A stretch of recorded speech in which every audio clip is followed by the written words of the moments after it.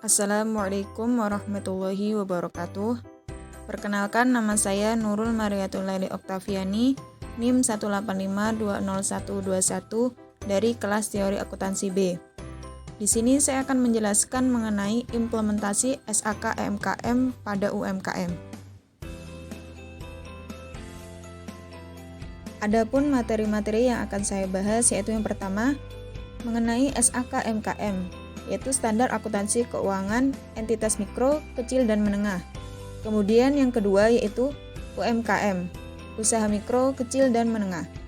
Lalu yang ketiga yaitu mengenai implementasi SAK EMKM terhadap UMKM. Lalu yang keempat yaitu mengenai kaitan antara teori akuntansi dengan standar akuntansi keuangan. Pengertian dari SAK EMKM. SAK EMKM adalah suatu standar yang disusun oleh Ikatan Akuntansi Indonesia atau IAI untuk memenuhi persyaratan akuntansi dalam pelaporan keuangan entitas mikro, kecil, dan menengah. Standar ini diperuntukkan bagi pengusaha yang tidak atau belum mampu memenuhi persyaratan akuntansi dalam SAK entitas tanpa akuntabilitas publik. IAI dalam SAK EMKM tahun 2018 mengartikan EMKM sebagai entitas tanpa akuntabilitas publik yang signifikan. Entitas ini memenuhi definisi serta kriteria UMKM sebagaimana diatur dalam peraturan perundang-undangan yang berlaku di Indonesia, setidak-tidaknya selama 2 tahun berturut-turut. Perincian lebih lanjut mengenai pihak-pihak yang bisa menggunakan SAK EMKM dapat dilihat di dalam Undang-Undang Nomor 20 Tahun 2008 tentang UMKM. Pasalnya, peraturan tersebut menjelaskan pendefinisian dan pengelompokan tentang kuantitatif EMKM secara komprehensif. Pengaplikasian SAK EMKM selama 2 tahun berturut-turut dalam laporan keuangan entitas disusun dengan menggunakan basis dasar akrual dan kelangsungan usaha. Basis ini menggunakan konsep entitas bisnis dan diterapkan pada entitas selain EMKM. Tujuan dari SAK EMKM. Salah satu tujuan SAK EMKM adalah meningkatkan literasi keuangan para pengusaha mikro, kecil, dan menengah. Diharapkan terjadi pergeseran sistem laporan keuangan para entitas dari semula masih berbasis kas dapat perlahan berganti menjadi basis akrual. SAK EMKM juga dirancang sedemikian rupa untuk memperingkas pelaporan keuangan pengusaha. Dengan keberadaan SAK EMKM, diharapkan pengusaha mikro, kecil, dan menengah mampu menyusun serta meningkatkan kredibilitas laporan keuangan usahanya. Lebih lanjut, laporan keuangan yang akuntabel dan komprehensif akan lebih cepat menarik kepercayaan pemodal. Dengan begitu, mereka akan lebih terbantu dari sisi pendanaan dan mampu meningkatkan kapasitas usahanya. Tidak lupa, laporan keuangan juga menjadi salah satu lampiran esensial dalam pelaporan pajak. Pengertian dari UMKM. Berdasarkan Undang-Undang Nomor 20 Tahun 2008 tentang usaha mikro, kecil, dan menengah, dapat dijelaskan pengertian UMKM sebagai berikut. 1. Usaha mikro adalah usaha ekonomi produktif milik orang perorangan dan atau badan usaha perorangan yang memenuhi kriteria usaha mikro sebagaimana diatur dalam undang-undang ini. Lalu yang kedua, yaitu usaha kecil. Usaha kecil adalah usaha ekonomi produktif berdiri sendiri yang dilakukan oleh orang perorangan atau badan usaha yang bukan merupakan anak perusahaan atau bukan cabang perusahaan yang dimiliki, dikuasai, atau menjadi bagian, baik langsung maupun tidak langsung, dari usaha menengah atau usaha besar yang memenuhi kriteria usaha kecil sebagaimana dimaksud dalam undang-undang ini. Lalu yang ketiga yaitu usaha menengah, yaitu usaha ekonomi produktif yang berdiri sendiri yang dilakukan oleh orang perorangan atau badan usaha yang bukan merupakan anak perusahaan atau cabang perusahaan yang dimiliki, dikuasai, atau menjadi bagian, baik langsung maupun tidak langsung, dengan usaha kecil atau usaha besar dengan jumlah kekayaan bersih atau hasil penjualan tahunan sebagaimana diatur dalam Undang-Undang Nomor 20 Tahun 2008. Kriteria UMKM. Menurut Undang-Undang Nomor 20 Tahun 2008 tentang usaha mikro, kecil, dan menengah, dijelaskan beberapa kriteria EMKM sebagai berikut. Yaitu yang pertama, usaha mikro. Kriterianya adalah 1. Memiliki kekayaan bersih paling banyak 50 juta rupiah, tidak termasuk tanah dan bangunan tempat usaha. Lalu yang kedua, memiliki hasil penjualan tahunan paling banyak 300 juta rupiah. Kemudian untuk usaha kecil, kriterianya adalah memiliki kekayaan bersih lebih dari 50 juta rupiah sampai dengan paling banyak 500 juta rupiah, tidak termasuk tanah dan bangunan tempat usaha. Lalu yang kedua, memiliki hasil penjualan tahunan lebih dari 300 juta rupiah sampai dengan paling banyak 2.500.000.000 rupiah. Kemudian, untuk usaha menengah, kriterianya adalah yaitu yang pertama, memiliki kekayaan bersih lebih dari 500 juta rupiah sampai dengan paling banyak 10 miliar rupiah, tidak termasuk tanah dan bangunan tempat usaha. Lalu yang kedua, memiliki hasil penjualan tahunan lebih dari 2.500.000.000 rupiah sampai dengan paling banyak 50 miliar rupiah. Implementasi SAK EMKM terhadap UMKM, yaitu yang pertama pada UD Karya Tangi Banyuwangi. UD Karya Tangi Banyuwangi didirikan sejak Desember tahun 2012 dan usaha ini sudah berjalan selama 9 tahun. Dalam mengembangkan bisnisnya, pemilik UMKM mengalami banyak kendala dan permasalahan yang terjadi. Laporan yang dibuat oleh Ibu Wahyu sebagai pemilik UD Karya Tangi Banyuwangi. Penerapan SAK EMKM pada laporan keuangan UD Karya Tangi Banyuwangi dimaksudkan agar pemilik UMKM mengetahui bagaimana langkah-langkah dalam menyusun laporan keuangan yang sesuai dengan standar yang ada. Laporan keuangan yang sesuai dengan SAK EMKM terdiri dari 3 laporan keuangan, yaitu laporan posisi keuangan, laporan laba rugi, dan catatan atas laporan keuangan. Berikut adalah laporan keuangan UD Karya Tangi Banyuwangi berdasarkan SAK EMKM. Dari hasil penelitian ini menunjukkan bahwa laporan keuangan yang disusun oleh UD Karya Tangi Banyuwangi masih sangatlah sederhana dan tidak menggunakan dasar penyusunan laporan keuangan yang sesuai dengan SAK EMKM yang menjelaskan tentang pelaporan keuangan UMKM. Laporan yang disusun oleh UD Karya Tangi Banyuwangi hanyalah laporan gaji karyawan, laporan penjualan, laporan beban, perlengkapan, dan peralatan saja. Laporan keuangan yang dicatat oleh pemilik UMKM hanya berdasarkan kegiatan operasional yang terjadi setiap bulannya. Namun, penyusunan tersebut hanya dicatat dengan cara sederhana dan manual. Laporan keuangan yang dimiliki oleh UD Karya Tangi Banyuwangi tidak mencerminkan bagaimana kondisi keuangan yang sesungguhnya, karena laporan keuangan yang disusun oleh pemilik hanya sebatas pengeluaran dan pemasukan. Lalu yang kedua yaitu UMKM Mawar. UMKM Mawar adalah suatu usaha yang bergerak di bidang industri pengolahan aluminium yang berlokasi di Jalan Pahlawan Revolusi, Pondok Bambu, Jakarta Timur.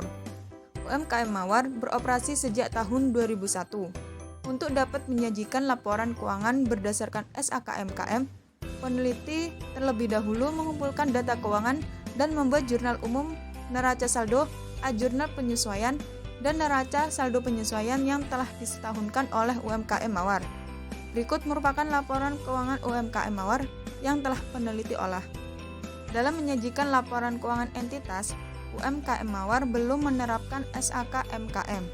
Entitas juga mengalami beberapa kendala utama dalam penyajian laporan keuangan, yaitu belum adanya kesadaran dari pengelola entitas untuk menyajikan laporan keuangan yang andal dan sistematis, karena kurangnya pemahaman akan SAK EMKM. Yang ketiga yaitu Rumah Mode EN Production dan Kanaya Konveksi. Berdasarkan hasil temuan wawancara dengan Ibu EN Martini dan dokumen pencatatan transaksi harian dari Rumah Mode EN Production. Karena tidak melakukan penyusunan laporan keuangan, maka peneliti menggunakan pencatatan transaksi harian Rumah Mode EN Production. Menunjukkan bahwa usaha Rumah Mode EN Production tidak siap dalam mengimplementasikan SAK EMKM. Hal tersebut dikarenakan yaitu yang pertama, Rumah Mode EN Production tidak mengetahui tentang SAK EMKM. karena belum mendapatkan sosialisasi dari pemerintah setempat.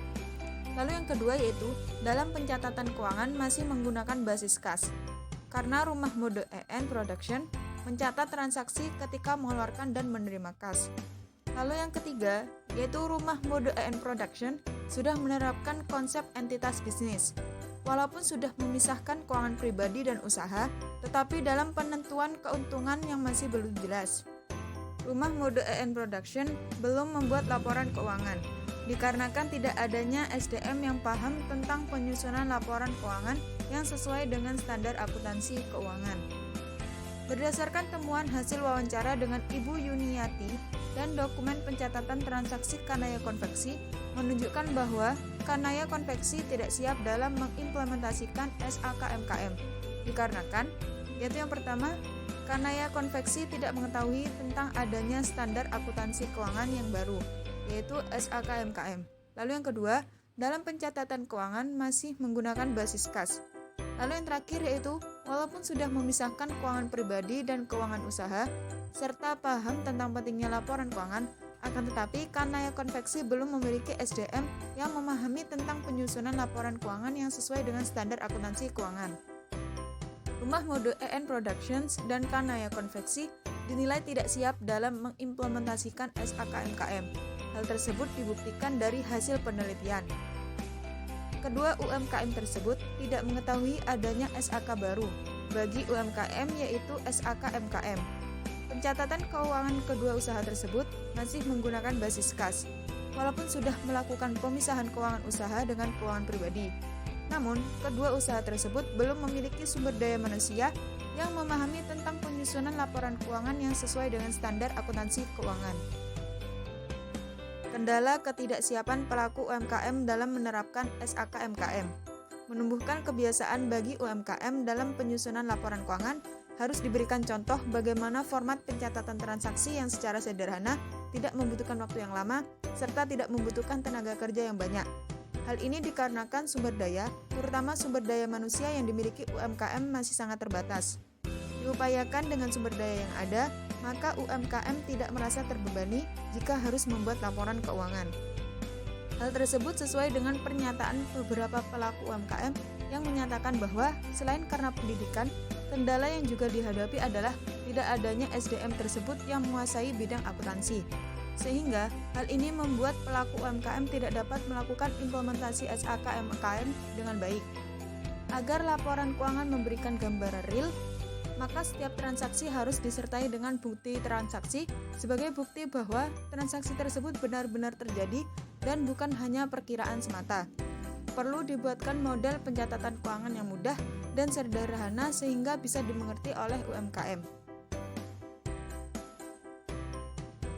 Peluang dan kesiapan implementasi SAKMKM terhadap UMKM. Persepsi para pelaku UMKM harus diarahkan bahwa pencatatan keuangan tidak seharusnya menjadi beban. Mengarahkan persepsi ini misalnya menunjukkan secara nyata bagaimana pencatatan keuangan bisa dilakukan dengan mudah. Selain itu, perlu juga dibuatkan suatu gambaran yang sangat memudahkan bagi pelaku UMKM untuk menerapkannya. Suatu gambaran penerapan sistem keuangan akuntansi yaitu dibuat dengan sederhana namun telah mencakup semua unsur laporan keuangan sesuai dengan SAKMKM. Dengan memahami isi laporan keuangan dan menyusun laporan keuangan, diharapkan akan sangat membantu pengusaha dalam membuat serta mengambil keputusan untuk mengembangkan usahanya, baik keputusan investasi maupun keputusan dalam mengajukan kredit usaha. Setelah laporan keuangan telah selesai disusun, laporan keuangan tersebut dapat digunakan untuk menilai, mengukur, dan mengevaluasi kondisi serta potensi perusahaan yang dalam hal ini adalah usaha kecil dan menengah. Untuk melihat kondisi kinerja keuangan perusahaan dapat menggunakan rasio laporan keuangan. Analisis keuangan tersebut dimaksudkan untuk mengetahui kemampuan keuangan perusahaan dalam memenuhi kewajiban pada pihak lain dan kemampuan perusahaan dalam menghasilkan laba bersih. Kaitan antara teori akuntansi dengan standar akuntansi keuangan. Teori akuntansi adalah suatu konsep definisi dalil yang menyajikan secara sistematis gambaran fenomena akuntansi yang menjelaskan hubungan antara variabel dengan variabel lainnya dalam struktur akuntansi dengan maksud dapat menjelaskan dan meramalkan fenomena yang mungkin muncul. Teori akuntansi juga merupakan penalaran logis dalam bentuk seperangkat prinsip luas yang membebankan kerangka acuan umum yang dapat digunakan untuk menilai praktek akuntansi, memberi arah pengembangan prosedur dan praktek baru. Tujuan teori akuntansi adalah untuk memberikan seperangkat prinsip logis yang saling berkaitan untuk membentuk kerangka acuan umum bagi penilaian dan pengembangan praktek akuntansi yang sehat. Teori akuntansi dibuat berdasarkan praktek akuntansi yang sudah dilaksanakan dalam kegiatan usaha suatu perusahaan. Dari praktek tersebut, kemudian disusunlah sebuah teori yang mendasari adanya praktek akuntansi. Setelah disusun teori mengenai praktek akuntansi, namun pada kenyataannya praktek tersebut dilakukan oleh setiap perusahaan berbeda-beda, tergantung jenis dan kebutuhan dari perusahaan itu. Oleh karena itu, disusunlah sebuah standar yang menyeragamkan praktek akuntansi yang akan dilakukan oleh perusahaan. Standar akuntansi keuangan adalah suatu kerangka dalam prosedur pembuatan laporan keuangan agar terjadi keseragaman dalam penyajian laporan keuangan. SAK ini merupakan hasil perumusan Komite Prinsipil Akuntansi Indonesia. Standar akuntansi keuangan yang disusun oleh Lembaga Ikatan Akuntansi Indonesia selalu mengacu pada teori-teori yang berlaku dan memberikan tafsiran dan penalaran yang telah mendalam dalam hal praktek, terutama dalam pembuatan laporan keuangan, dalam memperoleh informasi yang akurat sehubungan dengan data ekonomi.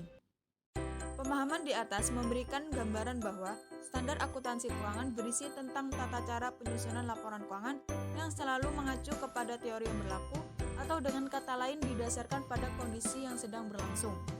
Hal ini menyebabkan tidak menutup kemungkinan standar akuntansi keuangan dapat mengalami perubahan atau penyesuaian dari waktu ke waktu sejalan dengan perubahan kebutuhan informasi ekonomi.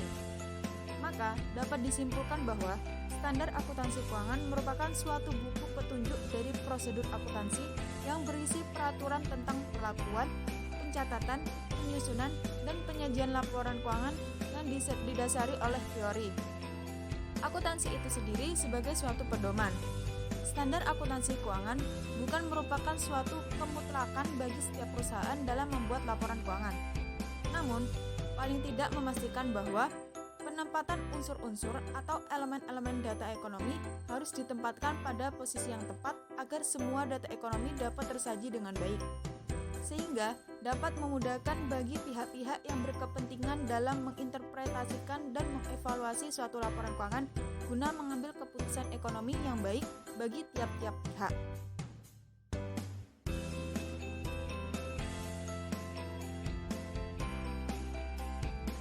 Baik, itu saja yang dapat saya sampaikan. Mohon maaf apabila ada kesalahan dari kata dan perbuatan, baik disengaja maupun tidak disengaja. Terima kasih. Wassalamualaikum warahmatullahi wabarakatuh.